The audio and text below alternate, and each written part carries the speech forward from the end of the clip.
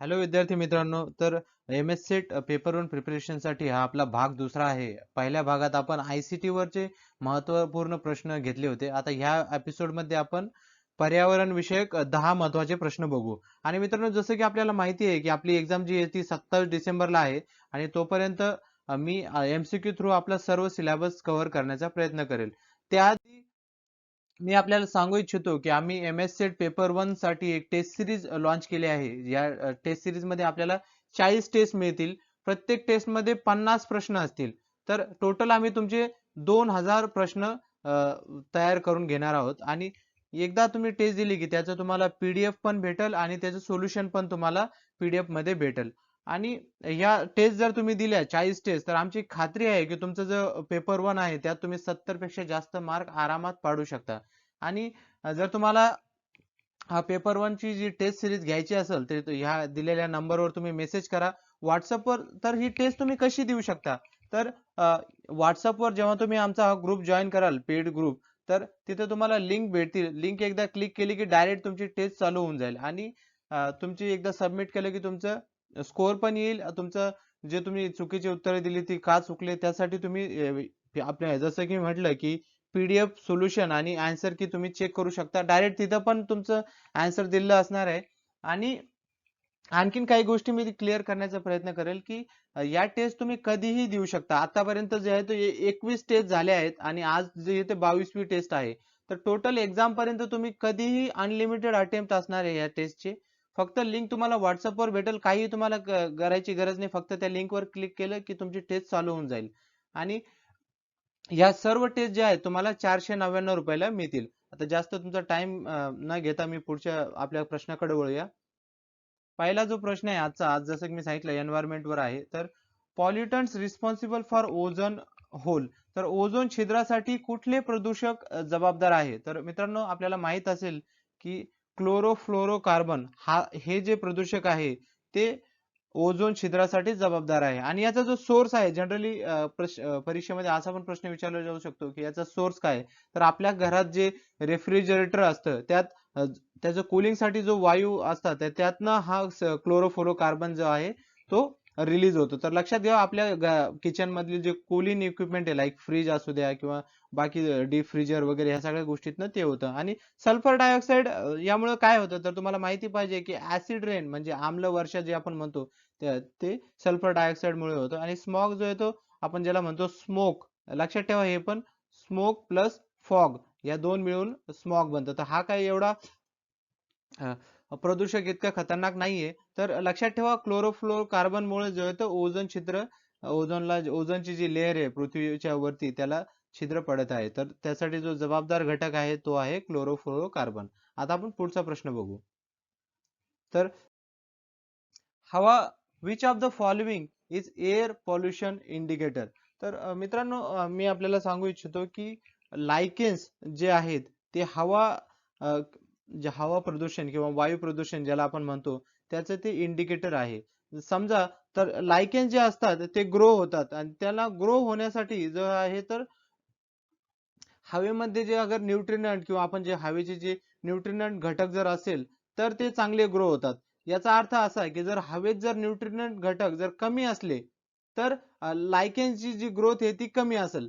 आणि जेव्हा त्याची ग्रोथ कमी असेल तेव्हा आपण म्हणू शकतो की हवा जी आहे ती प्रदूषित झाली आहे. हे लक्षात ठेवा. तर लायकेन कमी असले तर त्याची हवा जी आहे तर ती वायू प्रदूषण जास्त आहे. आणि जर लायकेनची ग्रोथ आपल्या एरियामध्ये जास्त असेल तर याचा अर्थ असा की हवा प्रदूषण किंवा वायू प्रदूषण जे कमी आहे, आपल्याकडची जी हवा आहे ती शुद्ध आहे. तर ही गोष्ट तुम्ही लक्षात ठेवा. लायकेन ची ग्रोथ जास्त तर वायू प्रदूषण कमी, आणि लायकेनची ग्रोथ कमी तर वायू प्रदूषण जास्त. तर ह्या गोष्टी तुम्ही लक्षात ठेवा. आपण पुढच्या प्रश्नाकडे वळू.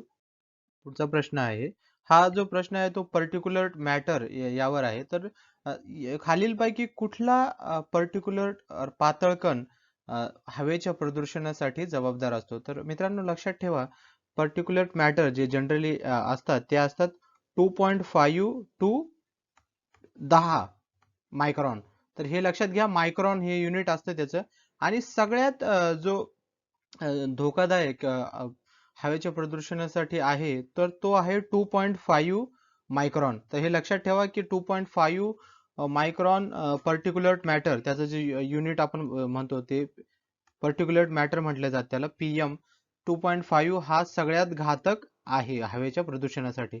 आणि पर्टिक्युलर मॅटर म्हणजे काय, तर हवेचं एक सस्पेन्शन तयार होतं, धूळ असो किंवा काही केमिकल्स असो त्याबरोबर एक सस्पेन्शन तयार होतं आणि ते हवेत असतं, तर त्याला आपण काय म्हणतो पर्टिक्युलर मॅटर. आणि त्यात हे लक्षात ठेवा की त्याचं जी रेंज असते, त्याची जी साईज असते, ते आपण साईज म्हणू, ते साईज असते ती 2.5 to 10 मायक्रॉन. आणि सगळ्यात घातक आरोग्यासाठी जे आहे तर ती 2.5. हा लक्षात ठेवा ह्या गोष्टी. त्याची रेंज असते 2.5 to 10 आणि त्याचं युनिट जे असतं ते मायक्रॉन. आणि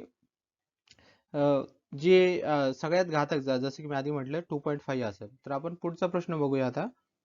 पुढचा प्रश्न आहे बायो मॅग्निफिकेशन काय सूचित करते.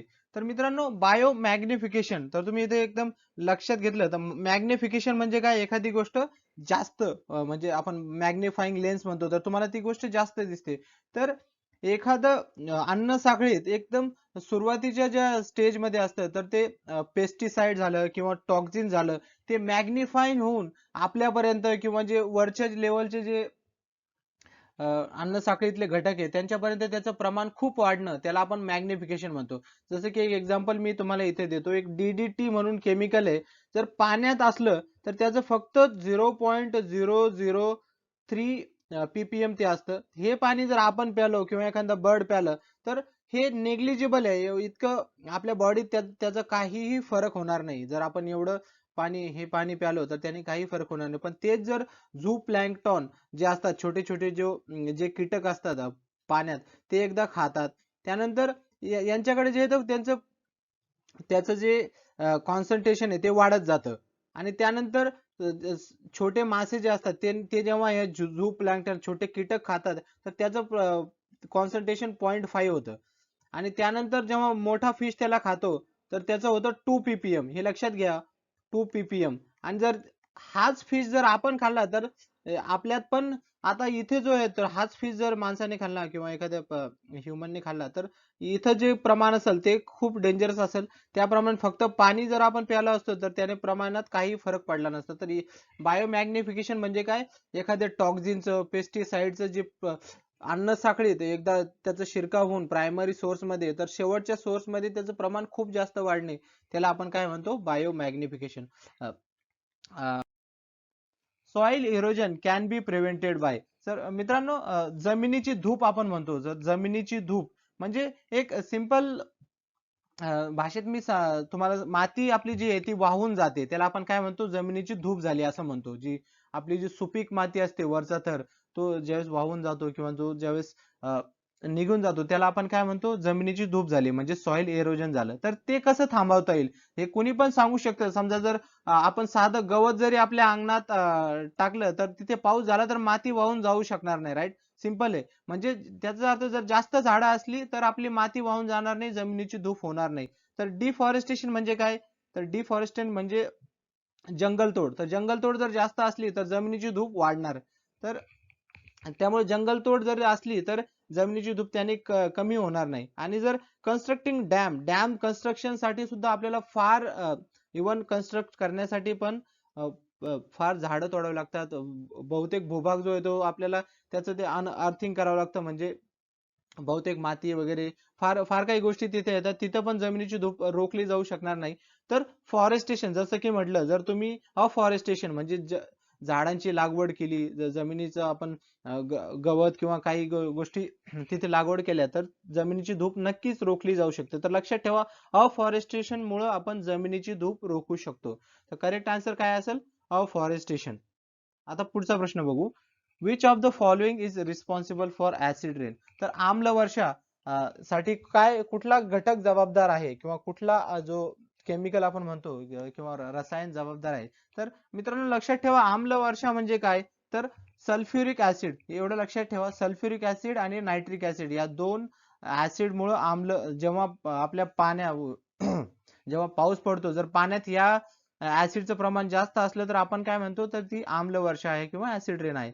तर ते कसं होतं, जर आपलं मेन जो पाऊस किंवा रेन आहे तो काय आहे, वॉटर आहे. तर वॉटर मध्ये जर सल्फर डायऑक्साईड जर मिक्स झालं तर तो काय होणार, सॉरी या सल्फर डायऑक्साईड मिक्स झालं तर आपल्याला H2SO4 तयार होणार, म्हणजे काय, आम्ल वर्षा.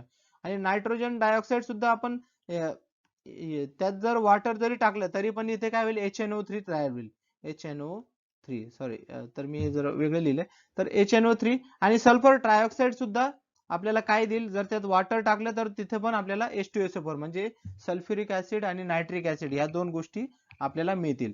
तर आणि जो खाली पडणारा पाऊस असेल तो असेल ऍसिड पाऊस असेल. तर लक्षात ठेवा, आम्ल वर्षासाठी जे जबाबदार घटक आहेत ते आहेत सल्फर डायऑक्साईड, नायट्रोजन ऑक्साईड आणि सल्फर ट्रायऑक्साईड. तर आपलं उत्तर काय असेल, तर ऑल ऑफ द अबो. मला वाटलं, आय होप तुम्हाला हे कळलं असेल. आता पुढचा प्रश्न बघू. Algal boom results in. तर मित्रांनो, अल्गल बूम म्हणजे काय, तर अल्गल अल्गल बूम म्हणजे जर तुमचं अल्ग जर पाण्यात, एखाद्या आपल्या पाण्याचा स्रोत आहे किंवा एखाद्या आपण फक्त एक्झाम्पल म्हणून एक तळ घेऊ, तर एखाद्या तळ्यात जर जास्त अल्ग तयार झालं तर तर काय होतं की समजा अल्ग एकदा जास्त प्रमाणात उत्पादित झालं, जेव्हा त्याची डेथ होते अल्गाची, तर त्याचं जे डिकम्पोजिशन होण्यासाठी काय लागतं, ऑक्सिजन लागतं. तर ऑक्सिजन काय होतं, या तळ्यातला पूर्ण ऑक्सिजन जवळपास ते या डिकम्पोजिशन साठी वापरला जातो.